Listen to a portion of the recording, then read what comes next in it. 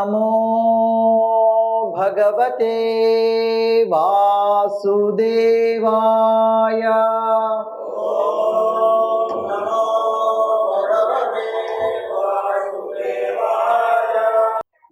శ్రీమద్ భాగవతం ఏకాదశ స్కందం అష్టమోధ్యాయం 8వ అధ్యాయం 37వ శ్లోకం. నూనం మే భగవాన్ ప్రీతో విష్ణు కేనాపి కర్మణా నిర్వేదోయం దురాశాయ యన్మే జాతః సుఖావహః.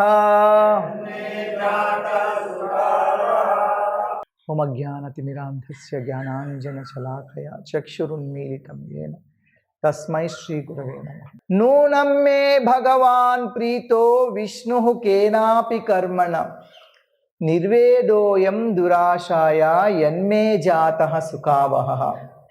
కేనాపి కర్మణ, ఏదో ఒక కర్మ వల్ల, ఏదో సుకృతం వల్ల, నేను చేసిన ఏదో ఒక మంచి పని వల్ల, నూనం మే భగవాన్ ప్రీతో విష్ణు, భగవంతుడు విష్ణువు దేవాది దేవుడు నా పట్ల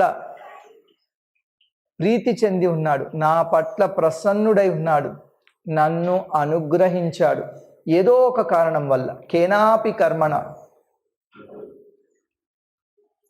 అది నేను చేశానో, ఎలా చేశానో, ఎప్పుడు చేశానో, ఎందుకు చేశానో తెలియదు. కేనాపి కర్మణ, కానీ నూనం మే భగవాన్ ప్రీతో విష్ణు, భగవంతుడు దేవాది దేవుడు విష్ణువు నా పట్ల కృప చూపుతున్నాడు.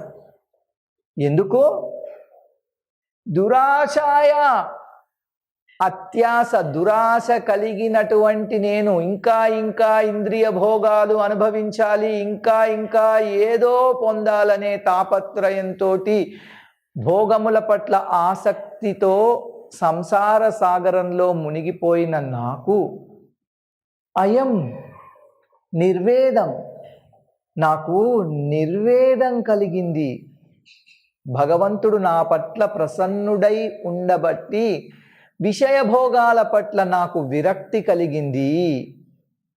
యన్మే జాతః సుఖావహః, అలా కలగడం వల్ల దుఃఖం పోయి నాకు సుఖం కలుగుతోంది.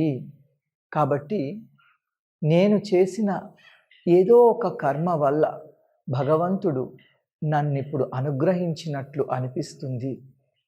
అందుకని నేను ఎటువంటి దురాశ కలిగి ఉన్నప్పటికీ కూడా, నేను దురాశ కలిగి ఉన్నాను, ఇంకా ఇంద్రియ భోగాలు అనుభవించాలనే తాపత్రయం నాకుంది, అయినా కూడా నాకు నిర్వేదం ఇచ్చాడు, నాకు నిర్వేదం కలిగింది.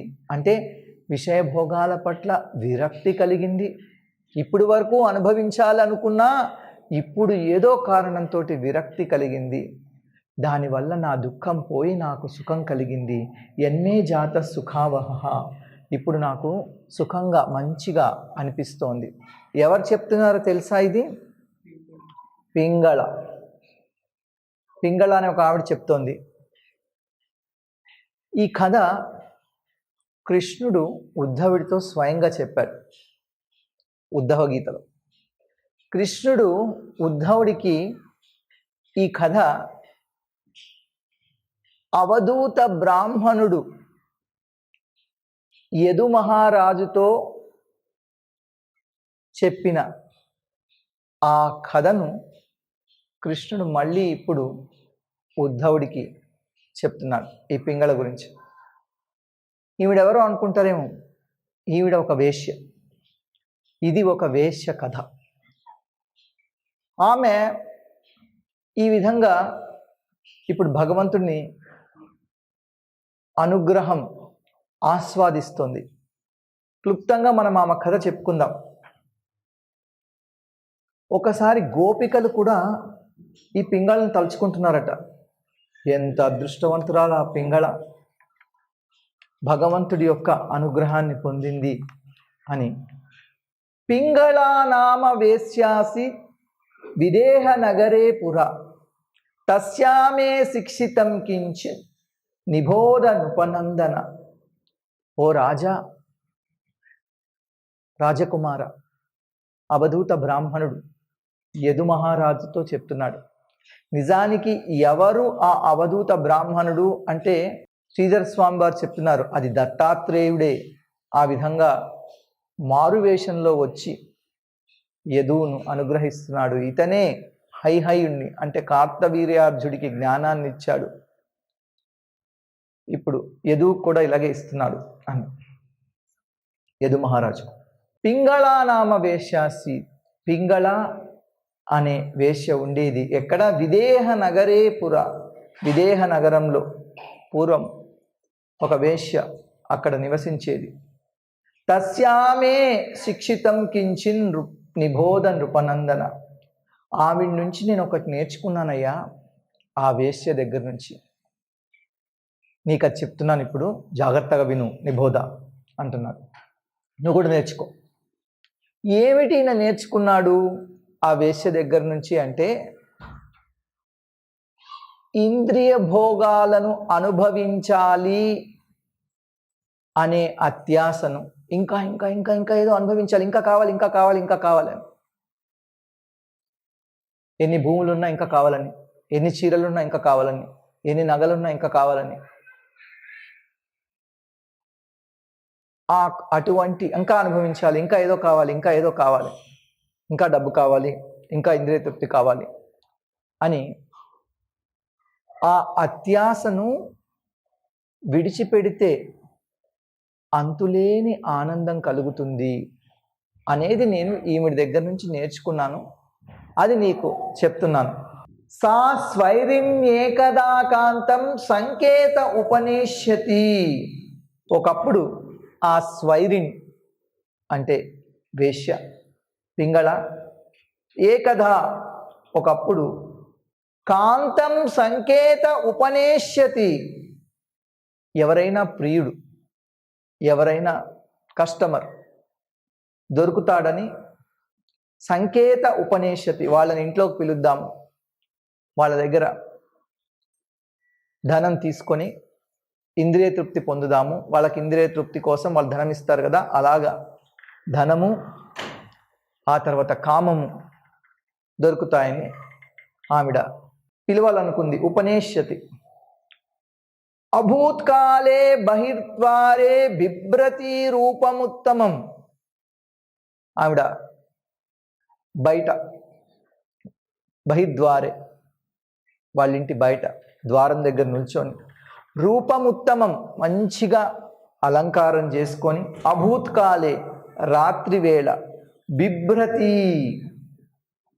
చూస్తోంది, ఎవరు వస్తున్నారు, ఎవరో ఒకరు దొరకకపోతారు కదా, ఏదో రెడ్ లైట్ ఏరియాలో ఉన్నట్టుంది ఉండి మీరు అడగచ్చు, అరే ఆ రోజుల్లో కూడా ఉంటారా ఇటువంటి వాళ్ళు అని. మనకు భాగవతంలో ద్వారకలోనే వేశ్యలు ఉన్నారు అని భాగవతం చెప్తోంది. కృష్ణుడు ద్వారకకు తిరిగి వచ్చినప్పుడు వీళ్ళు కూడా కృష్ణుని ఆహ్వానించడానికి ద్వారకలోకి వచ్చారు. ఇటువంటి వాళ్ళతోటి సాంగత్యం తప్పైనా కూడా వీళ్ళు ఎందుకున్నారు ఆ రోజుల్లో అంటే దానికి శిల ప్రభుపాదుల వారు ఒక కారణం చెప్పారు. ఎందుకంటే ఇటువంటి వాళ్ళు ఉంటే వాళ్ళ వల్ల కొంతమంది వాళ్ళ కామాన్ని తీర్చుకొని వాళ్ళు సమాజంలో ఉన్న మిగతా వాళ్ళని పాడు చేయకుండా ఉంటారు. కాబట్టి ఇది అనాదిగా వస్తున్న ఆచారమే ఈ అని శిల ప్రభుపాదులు వారు అక్కడ మొదటి స్కందంలో చెప్పారు. ఈవిడిలా మార్గ ఆగచ్చతో వీక్ష పురుషాన్ పురుషర్షభ తాన్ శుల్కదాన్ విత్తవత కాంతాన్ మేనేద్ధ కాముకి.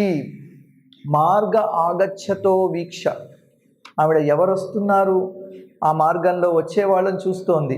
పురుషాన్ వచ్చే పురుషులందరినీ చూస్తోంది, వాళ్ళతో ఏవో సైగలు చేసి చెప్తోంది లోపలికి రమ్మని. పురుషర్షభ అని ఇక్కడ పిలుస్తున్నాడు యదు మహారాజుని అవధూత బ్రాహ్మణ. ఆవిడ సాధారణ పురుషుల కోసం చూస్తోంది, కానీ నువ్వు అటువంటి వాడివి కాదు, నువ్వు పురుషుల్లో ఉత్తముడివి, పక్క చూపులు చూడని వాడివి అని చెప్తున్నాడు. తాన్ శుల్కదాన్ విత్తవత కాంతాన్ మేనే అర్థ కాముకి. ఏం కోరుకొని చూస్తుందయ్యా అంటే వీడికి డబ్బు కావాలి, కామం కావాలి. అందుకని విత్తవత బాగా డబ్బులున్న వాళ్ళు ఎవరైనా దొరుకుతారేమో అని చూస్తోంది. శుల్కదాన్ ఎవరైతే ఈవిడికి కావాల్సిన వెల చెల్లించగల వాళ్ళు, విత్తవత ధనవంతులు, కాంతాన్ అంటే విటులు, వేశ్యల కోసం వెతుక్కునే వాళ్ళు విటులు, ఇలాంటి వాళ్ళు దొరుకుతారేమో అని మేనే ఆవిడ అర్థకాముకి, ఆవిడ తలుచుకుంటోంది, ఆవిడ ఊహించుకుంటోంది, ఆవిడ నిరీక్షిస్తోంది, ఎదురు చూస్తోంది. ఎవరో ఒకళ్ళు వస్తారు, ఎవరో ఒకళ్ళు రాకపోతారా, నాకు అనుకున్న డబ్బులు ఇవ్వకపోతారా, నన్ను సుఖపెట్టకపోతారా అని ప్రతి ఒక్కడు వస్తుంటే వీళ్ళని చూస్తుంది. ఇతను ధనవంతుడేమో, ఇతను ధనవంతుడేమో, ఇతను ధనవంతుడేమో, ఇతను నాకు కావలసిన ధనం ఇస్తాడేమో, సుఖం కోసం నా దగ్గరికి వస్తాడేమో అని అలా అనుకుంటూ ఉంది. ఆగతేష్వపయాతేషు సా సంకేతోపజీవిని అప్యన్యో విత్తవాన్ కోపి మాముపైష్యతి భూరిదః ఏవం దురాశయాద్వస్త నిద్రాద్వార్యవలంబవతి నిర్గచ్చంతి ప్రవిశతి నిషీధం సమపద్యత. అలా ఆవిడ ద్వారం దగ్గర నుంచోనుంది. ఆమె ఇంటి మీదుగా చాలామంది నడుస్తున్నారు, వస్తున్నారు, వెళ్ళిపోతున్నారు. ఈమె వైపు చూడట్లేదు. ఆవిడ అలా పోయే వాళ్ళని చూస్తోంది. ఇప్పుడు వచ్చేవాడు ధనవంతుడేమో, అయ్యో ఆగుతాడు అనుకున్నాను, ఇతను ఎందుకు ఆగలేదు, పోతే పోయాడులే, ఇంకెవరో ఒకళ్ళు వస్తారు, తప్పకుండా వస్తారు, ఈసారి వచ్చేవాళ్ళు ఇంకా ధనవంతులు వస్తారు, నాతో కామభోగానికి సరైన ధర వెల చెల్లిస్తారు, ఇంకా అతని దగ్గర ఎక్కువ ధనం ఉంటుంది అని అలా తలుచుకుంటూ ఉంది. అలా ఎంతసేపు ఎదురు చూసినా ఎవరు ఈమెను చూడట్లేదు, ఎవరు రాలట్లేదు. నిద్ర వస్తోంది, ఆయన నిద్రపోవట్లేదు. నిరాశతో గుమ్మం దగ్గరే నుంచొని ఆతృతతోటి చూస్తోంది. ఒక్కోసారి సిగ్గు విడిచి ద్వారం దగ్గర నుంచి రోడ్డు మీదకి వెళ్ళిపోయి వీధిలో నడుచుకుంటూ వెళ్ళి ఎవరన్నా వస్తారేమో, ఎవరన్నా పలకరిద్దామేమో, పిలుచుకొద్దామేమో అనుకుంటుంది. ఓసారి లోపలికి వెళ్తుంది, ఓసారి బయటికి వెళ్తుంది, లోపలికి వెళ్తుంది, బయటకు వస్తుంది, ఇలా చేస్తుంది. అర్ధరాత్రి వచ్చేసింది. అప్పటికి తస్యా విత్తాశయా సుష్యత్ వక్త్రాయ దీనచేతసః నిర్వేద పరమో జజ్ఞే చింతాహేతు సుఖావహః. తీవ్రమైన ధనాశ, అత్యాశ కలిగిన ఆ వేశ్య రాత్రి పూర్తవుతుంటే ఆవిడ దీనురాలైంది, ముఖం వాడిపోయింది. శుష్యత్ వక్త్రాయ దీనచేతసః, చాలా విత్తాశయ ధనాసక్తి కలిగింది. నిరాశయ, ఈవిడికి చాలా నిరాశ కలిగింది. ఆ నిరాశ నిర్వేద పరమో జజ్ఞే చింతాహేతు సుఖావహః. అటువంటి నిరాశ వచ్చిన తర్వాత ఆ స్థితి నుంచి ఈవిడికి వైరాగ్యం, విషయాల పట్ల వైరాగ్యం కలిగింది. ఎప్పుడైతే విషయాల పట్ల వైరాగ్యం కలిగింది, పోతే పోనీ, ఇంకెవరు రాకపోతే పోనీ, అవసరం లేదు నాకు, ఎందుకు నేను ఇంతసేపు నిరీక్షించాను, ఎందుకు నేను ఇంతసేపు వేరే వాళ్ళ కోసం ఎదురు చూస్తున్నాము, ఎందుకు తుచ్చమైన సుఖం కోసం, కొంచెం డబ్బు కోసం ఇలా చేస్తున్నాను, ఎప్పుడైతే అలా మనసులో అనుకుందో ఆ నిర్వేదంతో, ఇంకా నాకు విషయాసక్తి అవసరం లేదనే నిర్వేదంతో ఈవిడ అనుకుందో, అప్పుడు చింతాహేతు సుఖావహః, ఈవిడికి అటువంటి దానివల్ల ఈవిడికి సుఖం కలిగింది. నిర్వేద పరమోజజ్ఞే, ఆవిడికి పరమ నిర్వేదం జాగృతమైంది. సుఖం పోయి ఆవిడికి సుఖం కలిగింది. ఆవిడికి చింత, దుఃఖం పోయి సుఖం కలిగింది. ఇలా రాత్రిపూట ప్రతిరోజు కూడా ఆవిడ విటులను, విషయలోలులైన విటులను ఆకర్షించడానికి ప్రయత్నిస్తూ ఉండేది. కానీ ఈరోజు అందులో విఫలమైంది. చాలా నిరాశ చెందింది, ఉదాసీనురాలయ్యింది. ఒక్కొక్కసారి ఇట్లా దుఃఖం నుంచి కూడా నిర్వేదం కలిగి దానివల్ల జ్ఞానానికి దారితీస్తుంది. ఎందుకంటే దుఃఖంలో ఎందుకు ఇలా జరుగుతుందని ఆలోచించి ఒక్కొక్కసారి మనకు జ్ఞానం కలుగుతుంది. నేను ఎందుకు ఇంత తుచ్చమైన సుఖం కోసం చూస్తున్నాను అని. అటువంటి దానివల్ల, అటువంటి నిరాశ వల్ల, దురాశ ఉండేది ఇదివరకు, దురాశపై నిరాశ వచ్చింది. ఆ నిరాశ నుంచి సంస్కృతం, ఆ నిరాశ నుంచి సంతృప్తి కలిగింది. ఒక సామెత ఉంది సంస్కృతంలో, నిరాశ వల్ల గొప్ప సంతృప్తి కలుగుతుంది అని. ఈవిడికి అటువంటి సంతృప్తి కలిగింది. ఇన్నాళ్ళు అనేక మంది విటుల యొక్క కామవాంఛలు తీర్చడానికే తన జీవితాన్ని అంకితం చేసింది. మనస్సుతో, దేహంతో, మాటలతో విటులని ఆకర్షించి వాళ్ళ సేవలో ఆవిడ పూర్తిగా గడిపి అస్సలు భగవంతుడినే ఎప్పుడు తలుచుకోలేదు. అందుకే ఆ మనస్సు చంచలమైంది, మనస్సు క్షుభితమైంది, చివరికి ముఖం వాడిపోయింది, గొంతు ఎండిపోయింది, నిరాశకు లోనైంది, ఉదాసీనురాలైంది, నిర్వేదం కలిగింది. అప్పుడు ఈవిడికి మంచిగా అనిపించింది. అప్పుడు దాకా కలుగుతున్న దుఃఖం పోయి ఒక రకమైన సుఖం ఆవిడ్ని ఆవహించింది. తస్యా నిర్విణ్ణ చిత్తాయ గీతం శృణు యథా మమ నిర్వేద ఆశాపాశానాం పురుషస్య యథాహ్యసి. అట్లా ఈవిడ నిర్వేదం పొంది ఉదాసీనురాలై ఏ వైరాగ్యాన్ని, వైరాగ్యం అనేది ఒక ఖడ్గం అని చెప్తారు. వైరాగ్యం అనేది ఒక ఖడ్గం. ఆ ఖడ్గంతో మనము భవబంధాలని తుంచేసుకోవచ్చు, భౌతిక ఆకర్షణలను కట్ చేయొచ్చు. అటువంటి వైరాగ్యం ఈవిడికి కలిగింది. దానివల్ల ఆశాపాశాలన్నీ కూడా ఛేదించబడతాయి. అప్పుడు ఏమో ఒక పాట పాడుతోంది. చాలామంది ఏమనుకుంటారంటే ఈ భౌతిక జగత్తులోనే ఇది శాశ్వతము, ఇక్కడ శాశ్వతంగా ఉండాలి అనుకుంటూ ఉంటారు. అలా అనుకుంటుంటేనే అనేక ఆశాపాశాలతోటి వాళ్ళు బంధించబడతారు. ఈ వైరాగ్యం అనే ఖడ్గంతో అటువంటి ఆశాపాశాలను ఛేదించవచ్చు. లేకపోతే మానవుడు ఆధ్యాత్మిక స్థితిలో అటువంటి ఆశాపాశాల వల్లే, ఆశాపాశాలని ఛేదించకపోతే మానవుడు ఎప్పటికీ ఆధ్యాత్మికంగా పురోగతి చెందలేడు. ఎప్పుడు మాయామయమైన ఈ భౌతిక ప్రకృతిలోనే బలవంతంగా బంధింపబడి ఉంటాడు. నహ్యంగా జాత నిర్వేదో దేహబంధం జిహాసతి యథా విజ్ఞానరహితో మనుజో మమతాం నృప. ఓ రాజా, ఆధ్యాత్మిక జ్ఞానం లేని వ్యక్తి భౌతిక బంధాలను విడవలేడు. ఆధ్యాత్మిక జ్ఞానం లేనివాడు భౌతిక బంధాలను విడవలేడు. అలాగే వైరాగ్య భావాన్ని పొందనివాడు దేహబంధాన్ని ఎప్పటికీ విడవలేడు. వైరాగ్య భావాన్ని పొందినప్పుడే ఈ దేహం తర్వాత ఆశాపాశాలు ఇవన్నీ వదలచ్చు, దేహబంధాలన్నీ, భవబంధాలు. అప్పటి వరకు, ఎప్పటి వరకు అయితే వీటిల్లో బంధించి వైరాగ్య భావన కలగదో అప్పటి వరకు వాటిల్లో భావబంధాల్లోనే ఉంటాడు. ఇప్పుడు ఈవిడ పాడిందని చెప్పుకున్నాం కదా, మనం ఇవాళ చదువుకున్న శ్లోకం కూడా అందులోదే. మనం ఇప్పుడు ఆవిడ పాడిన పాట చెప్పుకుందాం. పింగళో వాచ అహో మే మోహ వితతిం పశ్యతా విజితాత్మనః యా కాంతాదసతః కామం కామయేయేన బాలిష.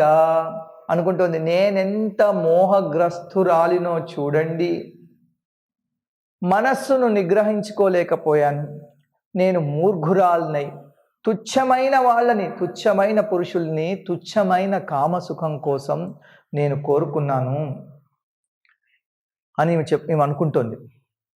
మనం భౌతిక ప్రపంచంలో మన ఇంద్రియాలు అనేక విషయాల పట్ల, అనేక వస్తువుల పట్ల, అనేక పదార్థాల పట్ల ఆకర్షితులవుతారు.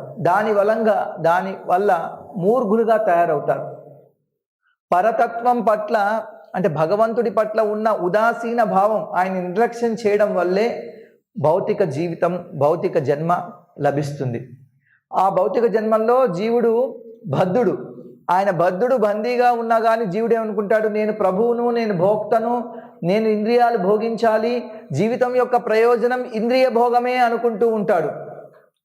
ఎలా అనుకుంటాడంటే ఇంకా అనుభవించాలి, ఇంకా అనుభవించాలి, ఇంకా అనుభవించాలి అనుకుంటాడు. అలా ఎంతగా జీవుడు భోగించినా కూడా భౌతిక జగత్తుని అతనికి మోహమే పెరుగుతుంది, ఇంకా పెరుగుతుంది, ఇంకా మోహం పెరుగుతుంది, ఇంకా మోహం పెరుగుతుంది. ఆవిడికి పింగళకు తన జీవితం ఆవిడ ఎలా గడుపుతుంది అంటే, ఈవిడ ఎలా తను పోషించుకుంటోంది, జీవనోపాధి అంటారు కదా, ఈవిడ జీవనోపాధి ఏమిటంటే అసంఖ్యాకమైన పురుషులతో అక్రమ సంబంధం కలిగి ఉండడం. అదే ఈవిడికి జీవనోపాధి అని తెలుస్తోంది మన ఇక్కడ. విచక్షణారహితంగా అనేక మంది వ్యర్థ పురుషుల్ని, మామూలు మానవుల్ని వాళ్ళని ప్రేమికులుగా భావించింది. విచ్చలవిడిగా తన్ను వాళ్లకు అమ్ముకుంది. కాంతాదసత అసత్పురుషుల్ని ఎందరినో ఆశ్రయించింది. అందుకే ఇప్పుడు అనుకుంటుంది, ఎంత మూర్ఖురాలు నేను, ఎంత తప్పు చేశాను. మంచి చెడుల ఏది మంచో ఏది చెడో తెలుసుకోకుండా ఇలా బాలిష, ఒక పిల్లవాడిలాగా, బుద్ధి లేని వాడిలాగా, తెలివి తక్కువ దానిలాగా నేను ఇలా చేశాను అని పింగళ అనుకుంటోంది. సంతం సమీపే రమణం రతిప్రదం విత్తప్రదం నిత్యమిమం విహాయ అకామదం దుఃఖ భయాది శోకమోహప్రదం తుచ్చమహం భజేజ్ఞా. నేను ఎంత మూర్ఖురాలనంటే నా హృదయం నందే నిత్యంగా ఎప్పటికీ నా హృదయంలోనే ఉండి అత్యంత ప్రియతముడైన భగవంతుణ్ణి నేను చూసుకోలేదు. అటువంటి భగవంతుణ్ణి నేను వదిలిపెట్టి రోడ్డు మీద రోజు కూడా తుచ్చమైన మానవులను, వాళ్ళిచ్చే తుచ్చమైన సుఖాలను నేను కోరుకున్నాను. వాళ్ళెవరూ నాకు నిజమైన ప్రేమ ఇవ్వలేదు. భగవంతుడు మాత్రమే నిజమైన ప్రేమ ఇచ్చేవాడు. అందరి సుఖాలకు, సకల సమృద్ధికి మూలం ఆ భగవంతుడే. అతడు నా హృదయంలోనే ఉన్నా నేను ఎంతో నిర్లక్ష్యపరిచాను. ఎప్పుడు ఒక్కసారి కూడా భగవంతుని తలుచుకోలేదు. కానీ నా కోరికలు ఎప్పటికీ తీర్చలేని వాళ్ళు, మూర్ఖ మానవులు, మామూలు మనుషులు, వాళ్ళు నా కోరికలు తీరుస్తారు అనుకొని వాళ్ళ చుట్టూ తిరిగాను, వాళ్ళని ఆశ్రయించాను. కానీ అన్ని కోరికలు తీర్చే ఆ భగవంతుని నేను ఎప్పుడు తలుచుకోలేదు. ఈ మానవుల వల్లే, వీళ్ళతో కలవడం వల్ల నాకేం దొరికింది అంటే దుఃఖ భయ క్లేశ శోక మోహాలన్నీ కలగజేశారు ఈ మానవుల వల్ల. కానీ నాకు అనుకున్న ఆనందం దొరకలేదు. నేను నిజమైన ఆనందం భగవంతుడి యొక్క సాంగత్యం, భగవంతుడి యొక్క సేవ విడిచిపెట్టి ఆయన ప్రేమను కాదని నేను ఇలా రోడ్డు మీద ప్రేమ కోసం వెతుక్కున్నాను అని ఆవిడ అనుకుంటోంది. అహో మయాత్మా పరితాపితో వృధా సాంకేత్య వృత్తాతి విగర్హ్య వార్తయ స్త్రైణాన్నరాధ్యతృశోనుసోచాత్ క్రీతేన విత్తం రతిమాత్మనేచ్చతి. అయ్యయ్యో, నా శరీరాన్ని, నా ఆత్మను, ఆ శరీరం నేను ఎంత కష్టపెట్టుకున్నా నా ఆత్మను వృధా చేసుకున్నా. నేను కామం కోసం స్త్రీల చుట్టూ తిరిగే కాముకులు, లోభులు, శోచనీయులు అయిన పురుషులకు నా దేహాన్ని అమ్మాను. ఆ విధంగా అత్యంత నీచమైన, నింద్యమైన వేశ్యావృత్తి నేను ధనం కోసం, రతి సుఖం కోసం నేను ఆశించి అటువంటి వేశ్యావృత్తిని నేను చేపట్టాను. ఈ వేశ్యా ప్రవృత్తి ఎలా ఉంటుంది? వేశ్యావృత్తి అంటే ప్రతి పురుషుడిలోనూ భోగ ప్రవృత్తి ఉంటుంది. ఆ భోగ ప్రవృత్తిని అంటే ఇంకా అక్రమ సంబంధాలు కలిగి ఉండాలనే ఈ ఆరాటం, దాన్ని ఇటువంటి వేశ్యలు వాళ్ళు జాగృతం చేస్తారు. ఈవిడ ఎంత మూర్ఘంగా చేసిందంటే, ఒకప్పుడు నేనేదో గొప్పగా చేస్తున్నాను, నా వృత్తి నేను చేస్తున్నాను అనుకుండేది. కానీ ఇప్పుడు తెలుసుకుంటోంది అటువంటి విటులందరూ కూడా వాళ్ళు ఎంత హేయమైన వాళ్ళు, సమాజంలో వాళ్ళ స్థానం ఎంత నీచమైన స్థానం, వాళ్ళ హేయమైన ఉద్దేశాలు ఉన్నాయి. వాళ్ళ మానవాధములు, వాళ్ళ భార్యల్ని వాళ్ళు వదిలిపెట్టి నా వంటి వేషలతోటి కామభోగం కోసం వాళ్ళు ప్రయత్నిస్తున్నారు. వాళ్ళకి ఏమాత్రం భగవంతుడి పట్ల ఆకర్షణ లేదు, అసలు ఇది తప్పు ఇది పాపం అనే భావన లేదు, వాళ్ళకు పాప చింతన అనేది లేనే లేదు. వాళ్ళు ధర్మబద్ధులు కారు, అధర్మపరులు. అటువంటి వాళ్ళ మాయకు నేను బలి అయి గొప్ప దుఃఖాన్ని అనుభవిస్తూ నేను సుఖం అనుభవిస్తున్నాను అనుకున్నాను ఇన్నాళ్ళు అని ఈవిడ అనుకుంటోంది. యదస్తిభిర్నిర్మిత వంశ స్థూణం త్వచారోమనఖైపినద్ధం క్షరన్నవద్వారమగారమేతత్ విన్మూత్రపూర్ణం మధుపైతి కావ్య. ఈ భౌతిక దేహం ఇల్లు లాంటిది, ఇందులో ఆత్మనైన నేను వసిస్తున్నాను. వెన్నెముక, పక్కటెముకలు, కాళ్ళు, చేతులు, వాటిల్లో ఉన్న అస్థికలు ఈ ఇంటికి దూలాలు, స్తంభాలు లాంటివి. మలమూత్ర భరితమైన ఈ నిర్మాణం అంతా చర్మంతోటి, రోమములతోటి, గోళ్లతోటి కప్పబడింది. ఈ దేహానికి 9 ద్వారాల నుంచి ఎప్పుడూ మలం స్రవిస్తూ ఉంటుంది. నేను కాకుండా ఇంకా ఏ తెలివి తక్కువ స్త్రీ సుఖాన్ని, ప్రేమని పొందడానికి ఈ భౌతిక దేహం పట్ల అనురక్తురాలై ఉంటుంది. ఎవ్వరూ కారు వాళ్ళ దేహం పట్ల వాళ్ళ అనురక్తురాలు. నేను మూర్ఖురాల్ని కాబట్టే నేను ఇట్లా అనురక్తురాలని అయ్యాను అనుకుంటుంది. ఇక్కడ చెప్పారు కదా, ప్రతి శరీరంలో కూడా 9 ద్వారాలు ఉంటాయి. 2 నేత్రాలు, 2 నాసికాపుటాలు, నోరు, 2 చెవులు, ఉపస్థము, గుదం అనేవి 9 ద్వారాలు. ఇలా మానవ శరీరంలో నిజానికి లోపలేమిటి? అది అస్థి పంజరం. అలాగే వంశం అనే దానికి ఇక్కడ 2 అర్థాలు ఉన్నాయి. వెన్నెముక అని, వెదురు అని. ఏదైనా కాలిస్తే కాలిపోతుంది, అలాగా క్షణికమైంది. అటువంటి క్షణికమైన దేవతాన్ని నేను శాశ్వతం అనుకున్నా.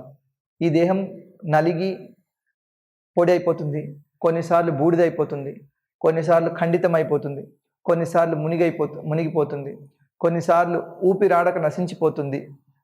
ఏ విధంగా అయినా ఈ దేహం చివరికి చిన్నాభిన్నం అయిపోతుంది. కానీ ఈ తుచ్చ శరీరాన్ని నాలాంటి వాళ్ళు మాత్రమే దీన్ని శాశ్వతం అనుకుంటారు.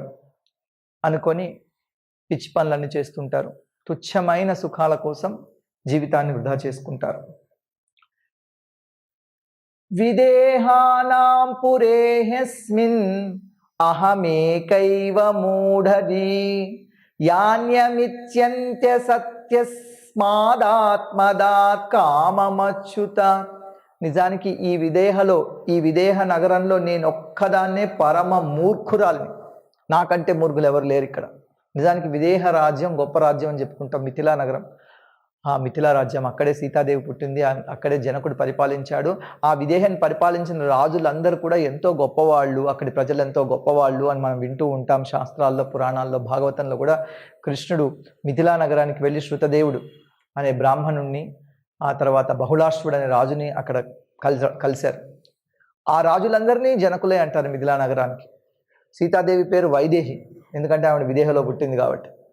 మైథిలి మిథిలా నగరం కాబట్టి. ఇలాగే అనుకుంటుంది, ఈ విదేహలో నాకంటే మూర్ఖులు ఎవరు ఉండరు, నేనే పరమ మూర్ఖురాలని అనుకుంటుంది.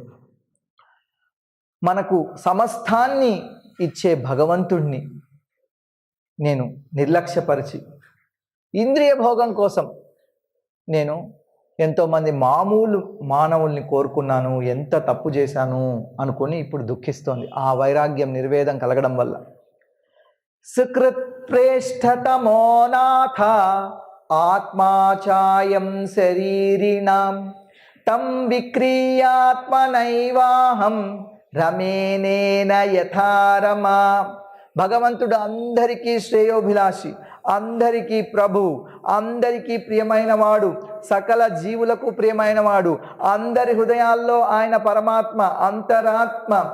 ఎవరైతే ఆయనకు మూల్యం చెల్లిస్తారో వాళ్లకు ఆయన యొక్క సాంగత్యం దొరుకుతుంది. ఏమిటయ్యా ఆ మూల్యము? భగవంతుడి యొక్క సాంగత్యాన్ని అనుభవించడానికంటే శరణాగతే మూల్యము. అటువంటి శరణాగతి నేను చెల్లించి నేను లక్ష్మీదేవిలాగా ఆ దేవదేవుడితో ఆనందిస్తాను. మామూలు మనుషులతో నాకు పనేంటి?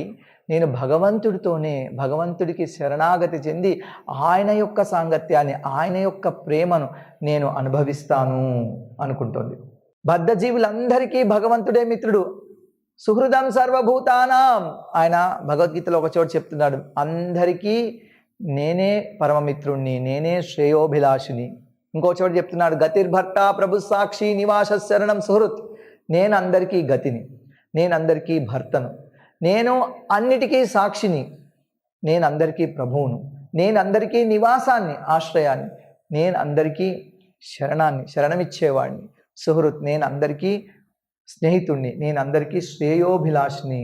అటువంటి భగవంతుడిని తెలుసుకుంటేనే అప్పుడే మనం పర్ఫెక్షన్, జీవితం చరితార్థమవుతుంది, జీవితం పూర్ణత్వాన్ని పొందుతారు. ఆ దేవదేవుని పాద పద్మాల ఎప్పుడు కొలుస్తుండే ఆవిడ లక్ష్మీదేవి.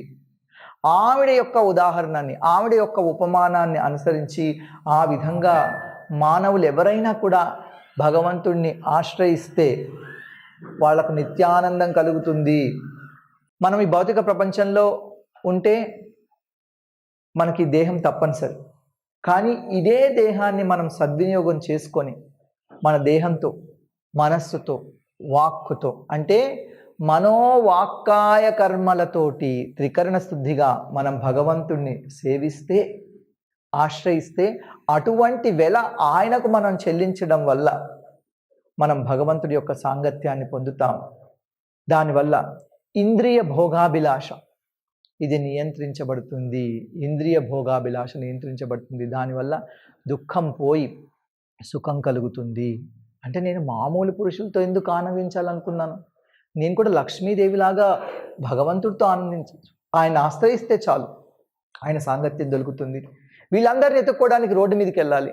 ఆయన నా గుండెల్లో నాతో పాటే ఉన్నాడు. ఒక్కసారి నేను ఈ విషయం తెలుసుకుంటే ఎంత ఆనందం కలుగుతుంది అనుకుంది ఈవిడ. కియత్ ప్రియంతే వ్యభజన్ కామాయే కామదానరా ఆద్యంతవంతో భార్యాయ దేవావా కాల విధృత. నిజమే, పురుషులు స్త్రీలకు కొంచెం ఇంద్రియ భోగాన్ని ఇస్తారు, కానీ అది తాత్కాలికం. ఈ పురుషులందరూ చివరికి స్వర్గంలో ఉన్న దేవతలు కూడా, ఇంద్రుడు, చంద్రుడు, వరుణుడు, వాయువు, వీళ్ళంతా కూడా ఆద్యంతాలు కలిగి ఉన్నారు. వాళ్ళ జీవితం తాత్కాలికం, వాళ్ళ ఆయుష్ తాత్కాలికం, వాళ్ళ పదవి తాత్కాలికం, వాళ్ళ అధికారం తాత్కాలికం, వాళ్ళిచ్చే సుఖం, వాళ్ళిచ్చే అనుగ్రహం తాత్కాలికం. ఇట్లా తాత్కాలిక సృష్టిలైన వాళ్ళందరూ కాలం చోట ఇవ్వబడ్డ వాళ్ళు, మళ్ళీ వాళ్ళంతా కూడా కాలగర్భంలో కలిసిపోతారు. కానీ వాళ్ళెవ్వరు కూడా నిజమైన సుఖాన్ని, శాశ్వతమైన ఆనందాన్ని వాళ్ళ భార్యలకు కానీ, నా వంటి వేశ్యలకు కానీ వాళ్ళు ఎంత ఇవ్వగలరు? వాళ్ళు ఇవ్వలేరు. కాల ప్రవాహంలో ఎంతోమంది పుడుతూ ఉంటారు, మరణిస్తుంటారు. ఒక జీవి ఇంకో జీవికి కొంచెం సేపు తుచ్చమైన కామభోగాన్ని ప్రసాదించగలరు, కానీ అదెంతసేపు? అదంతా అటువంటి ప్రేమ మనం ఏదైతే చూస్తుంటామో భౌతిక ప్రపంచంలో ప్రేమని, అదంతా బూటకమైన ప్రేమ, అది నిజం కాదు అని ఆవిడ చెప్తూ ఇప్పుడు ఈ శ్లోకం చెప్తోందన్నమాట. నూనం మే భగవాన్ ప్రీతో విష్ణు కేనాపి కర్మణ నిర్వేదోయం దురాశాయ యన్మే జాత సుఖావహ. నేనేదో పూర్వజన్మ సుకృతం వల్ల, ఇంకేదో తెలుసో తెలియకో ఏదో మంచి పని చేశాను, అందుకే భగవంతుడు నన్ను అనుగ్రహించాడు. ఇవాళ ఊరికినే అనుగ్రహించాడు కదా, ఏదో కారణం ఉండే ఉంటుంది. దానివల్ల నేను దురాశాపరురాలైనప్పటికీ కూడా ఇప్పుడు ఆ దురాశ, అత్యాశ పోయి నాకు నిరాశ, నిర్వేదం కలిగింది. ఆ నిరాశ వల్ల నాకు విషయాల పట్ల విరక్తి, వైరాగ్యం కలిగి నాకు దుఃఖం పోయి ఇప్పుడు సుఖం కలుగుతోంది. యన్మే జాత సుఖావహ, మంచిగా అనిపిస్తోంది.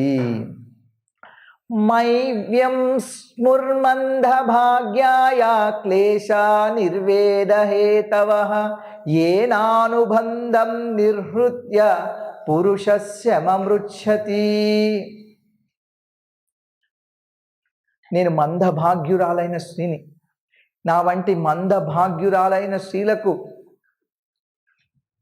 ఏ విధంగా ఆనందం కలుగుతుంది అంటే ఇదే విధంగా ఆనందం కలుగుతుంది. ఇటువంటి వైరాగ్యం వల్లే నాకు ఆనందం కలుగుతుంది. అప్పుడే నిజమైన శాంతి కలుగుతుంది. విరక్తి కలిగితే మానవుడికి సంఘము, స్నేహము, ప్రేమ అనే బంధనాలు త్యజిస్తాడు. ఎన్నో దుఃఖాలు అనుభవిస్తున్నా నిరాశ కలిగితే విషయాల పట్ల విరక్తుడై ఉదాసీనుడవుతాడు. ఈ విధంగా నాకు ఇప్పుడు అటువంటి విరక్తి నా హృదయంలో ఏర్పడింది. నేను దుర్భాగ్యురాలనే, కానీ ఈ దుఃఖము నాకు కరుణాపూర్వకమైంది. నేను దుర్భాగ్యురాలనైనా కానీ ఈ నిరాశ నాకు కలిగింది కాబట్టి నేను ఎంత అదృష్టవంతురాలని. నాకు ఎందుకు ఆవిడ తను అదృష్టవంతురాలు అనుకుంటుంది? నాకు భగవంతుడి కరుణ దొరికింది. భగవంతుడి కరుణ దొరికడం వల్లే ఇటువంటి నిర్వేదం, విరక్తి కలిగింది. భగవంతుడు నా పట్ల ప్రసన్నుడై ఉన్నాడు, అది తెలుసుకొని నాకు ఇంకా ఆనందం కలుగుతుంది, భక్తి చేయాలనిపిస్తుంది అని చెప్పుకుంటుంది. తేనోపకృతమాదాయ శిరసా గ్రామ్య సంగతా త్యక్త్వా దురాశా శరణం వ్రజామితమధీశ్వరం. భగవంతుడు నా పట్ల నన్ను అనుగ్రహించాడు, నాకు మహోపకారం చేశాడు.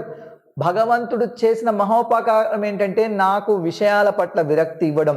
దీన్ని నేను సహృదయంతో భక్తితో స్వీకరిస్తున్నాను. ఇప్పుడు నేను ఇంద్రియ భోగాల పట్ల ఉన్న కోరికలన్నీ, పాప వాసనలన్నీ విడిచిపెట్టేస్తున్నాను. నేను శరణం వ్రజామి తమధీశ్వరం, నేను ఆ దేవదేవుణ్ణి ఇప్పుడు నేను శరణు వేడుతున్నాను అంటుంది. సంతుష్టా శ్రద్ధ దత్యేతద్యథా లాభేన జీవతి విహరాముప్యమునైవాహమాత్మనారమణేన వై. నాకు ఇప్పుడు పూర్తిగా సంతోషం కలుగుతుంది. నేను పూర్తిగా సంతుష్టురాలయ్యాను. భగవంతుడి కరుణ పట్ల నాకు ఇప్పుడు పూర్తి విశ్వాసం కలిగింది. అప్రయత్నంగా లభించిన దానితోనే జీవితం గడుపుతాను. భగవంతుడే ప్రేమకు, సుఖానికి మూలం కనుక నేను భగవంతుడితోనే విహరిస్తాను, భగవంతుడితోనే రమిస్తాను, భగవంతుడినే ప్రేమిస్తాను, భగవంతుడినే కోరుకుంటాను, భగవంతుడి యొక్క సాంగత్యాన్నే అనుభవిస్తాను అని అనుకుంది. సంసారకూపే పతితం విషయైర్ముషితే క్షణం గ్రహం కాలాహినాత్మానం కోన్యస్త్రాతుమధీశ్వరః. ఇంద్రియ భోగ కలాపాలతోటి జీవుడి బుద్ధి అపహరించబడుతుంది. బుద్ధి పోయిందా, బుద్ధి లేదా, బుద్ధి కోల్పోయావా అని అంటుంటాం కదా మనం. ఎప్పుడైతే బుద్ధి పోతుందో అప్పుడు అతడు సంసార కూపంలో పడిపోతాడు. ఆ సంసార కూపంలో పడిపోయాడు, అయ్యో బావిలో పడిపోయాడో లేకపోతే సంసార సాగరంలో పడిపోయింటే అంతేకాదు, అందులో ఇంకా క్రూరమైన సర్పాలు, క్రూరమైన జంతువులన్నీ ఉంటాయి. కాల సర్పం పట్టేసుకుంటుంది. అటువంటి నిస్సహాయ స్థితిలో ఉన్న జీవుణ్ణి ఎవరు కాపాడగలరు? సంసార సాగరంలో కొట్టుమిట్టాడుతున్న జీవుణ్ణి కాపాడాలంటే అది భగవంతుడికే సాధ్యం. కాబట్టి నేను ఇటువంటి సంసార సాగరంలో నేను కొట్టుమిట్టాడుతున్నాను, నాకు నిర్వేదం కలిగించి నన్ను కాపాడుతున్నాడంటే ఈ కాపాడింది ఇంకెవరో కాదు, ఇది భగవంతుడే. ఆయన నన్ను అనుగ్రహించాడు, ఆయన నన్ను చూస్తున్నాడు, ఆయన నన్ను వింటున్నాడు, ఆయన నన్ను అనుగ్రహిస్తున్నాడు అని ఈవిడికి నమ్మకం కలిగింది. దేవతలు వాళ్ళు కూడా తుచ్చమైన సుఖాలని ఆశ్రయిస్తారు, వాళ్ళు కూడా తాత్కాలికమైన సుఖాలే ప్రసాదిస్తారు.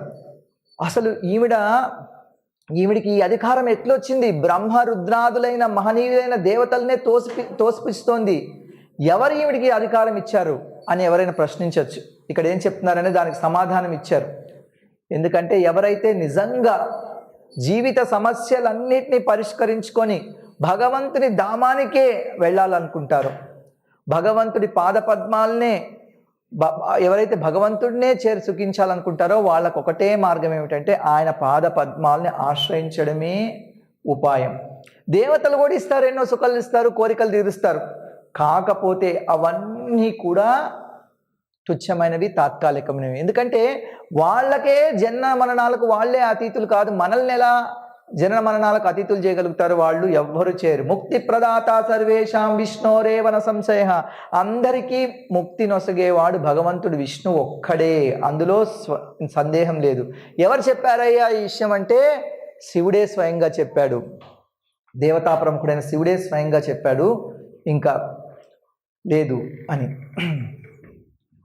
ఆత్మైవ హ్యాత్మనో గోప్త నిర్విద్యేత యథాఖిలాత్ అప్రమత్త ఇదం పశ్యేత్ గ్రస్తం కాలాహినా జగత్. సమస్త జగత్తు, ఈ ప్రపంచంలో ఉన్న వాళ్ళంతా కూడా కాల సర్పం చేత కాటు వేయబడ్డారు అని ఎప్పుడైతే నేను ఈ కాల సర్పముతోటి కబలించబడుతున్నానని జీవుడికి అర్థమవుతుందో, ఆయన గమనిస్తాడో, అప్పుడు జీవుడు తెలివైన వాడవుతాడు, వివేకవంతుడు అవుతాడు, గంభీరుడు అవుతాడు, ఇంద్రియ భోగాల పట్ల విరక్తుడవుతాడు, విషయాల పట్ల వైరాగ్యం కలుగుతుంది. ఆ స్థితిలోనే ఎప్పుడైతే అతడు భగవంతుడి అనుగ్రహాన్ని స్వీకరించడానికి సిద్ధంగా ఉన్నాడో అప్పుడే తనను తను రక్షించడానికి యోగ్యుడవుతాడు. ఎవరికైతే నేను శరీరాన్ని కాను, నేను ఆత్మను అనే భావం దొరికిందో అప్పుడు వాళ్ళకి అర్థమవుతుంది ఈ జగత్తంతా కూడా కాలసర్ప కోరల్లో చిక్కుపడిపోయింది. భగవంతుడు కరుణతోనే, కరుణ వల్లే, భగవంతుడు కరుణతోనే జీవుడికి ఈ విషయం అర్థమవుతుందని పింగళ చెప్తోంది. భగవంతుడి యొక్క నిర్హేతుకమైన కరుణ అనుగ్రహం వల్ల జీవుడికి వైరాగ్యం కలుగుతుంది, అతడు వివేక్ అవుతాడు, ఆధ్యాత్మికంగా పురోగతి సాధించాలనుకొని అప్పుడు తనను మాయ నుంచి రక్షించుకునే ప్రయత్నం చేస్తాడు. భగవంతుడు తప్ప ఇంకెవ్వరూ ముక్తిని నొసగలేడు, భగవంతుడు మాత్రమే. భగవంతుడికి ఉంది ముక్తిం దదాతి ఇది ముకుంద, ఆయనకు ముకుందుడు అనే పేరు. ఎందుకంటే ముక్తినిచ్చేవాడు ముకుందుడు, మోక్షంనిచ్చేవాడు. అన్య దేవతలను ఆశ్రయిస్తే వాళ్ళు మోక్షం ఇవ్వలేరు, ఎందుకంటే వాళ్ళకే మోక్షం ఉందో లేదో తెలియదు. ఎవరైతే కృష్ణ భక్తి చేస్తారో అటువంటి వాళ్ళకు మాత్రమే ఈ భౌతిక ప్రపంచం నుంచి ముక్తి కలుగుతుంది. మోక్షంతో పాటు ఎటువంటి కోరిక లేకుండా, మోక్షాన్ని కూడా కోరుకోకుండా ఎవరైతే భగవంతుడి యొక్క భక్తి యోగాన్ని, భక్తియుత సేవని వాళ్ళు కోరుకుంటారో అటువంటి వాళ్ళ జీవితం ఎంతో ఆనందం, ఎంతో రమణీయం అవుతుంది. ఎందుకంటే అన్ని వాంఛలు వదిలేసి చివరికి మోక్ష వాంఛ కూడా వదిలేస్తారు, మోక్షం కావాలి అనే కోరిక కూడా. పోయినసారి మనం రంతి దేవుడి కథ చెప్పుకున్నాం. ఆయన ఏమంటున్నాడు? నకామయేహం, నాకు వద్దు అని చెప్తున్నాడు. ఏమేమి వద్దు అని రంతి దేవుడు చెప్పాడు? నాకు నా స్వర్గం, నా కామయేహం రాజ్యం, నా స్వర్గం, నా పునర్భవం. నాకు రాజ్యం వద్దు, నాకు స్వర్గం వద్దు, నాకు మోక్షం వద్దు అని కోరుకున్నాడు. అలాగే ఇప్పుడు పింగళకు కూడా అటువంటి విచక్షణ, అటువంటి ఆలోచన ఆవిడలో జాగృతమైంది. ఇది ఆ పింగళ పాడిన పాట. అవధూత బ్రాహ్మణుడు చెప్తున్నాడు. శ్రీ బ్రాహ్మణ వాచ ఏవం వ్యవస్థితమతిర్దురాసాం కాంతతర్షజాం చిత్వోపశమమాస్థాయ శయ్యాముపవివేశసా. అవధూత బ్రాహ్మణుడు చెప్పాడు, ఈ విధంగా మనస్సులో సంకల్పం తీసుకుంది ఆవిడ. అప్పుడు వరకు వీటితోటి శృంగార సుఖాన్ని అనుభవించేది ఆవిడ. ఆ పాప కోరికను విడిచిపెట్టింది, పూర్తిగా శాంతిని పొందింది, హాయిగా ఇంట్లో మంచం మీద వచ్చి కూర్చుంది. అప్పుడు దాకా రోడ్డు మీదే నుంచోంది, రోడ్డు మీదకి వెళ్ళి తిరుగుతోంది, ఇప్పుడు వచ్చి కూర్చోంది.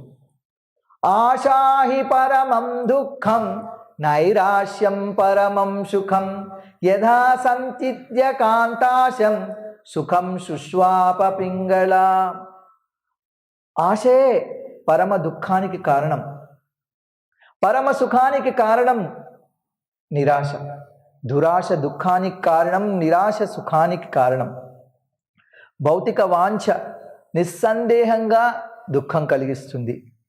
అటువంటి భౌతిక కోరికల నుంచి, ఇంద్రియ భోగాభిలాష నుంచి బయటికి వస్తేనే, వాటి నుంచి విడుదలైతేనే పరమసుఖం కలుగుతుంది. కనుక వీటితో భోగించే ఆశను పూర్తిగా విడిచిపెట్టి పింగళ ఆ తర్వాత సుఖంగా నిద్రపోయింది అని చెప్తున్నాను.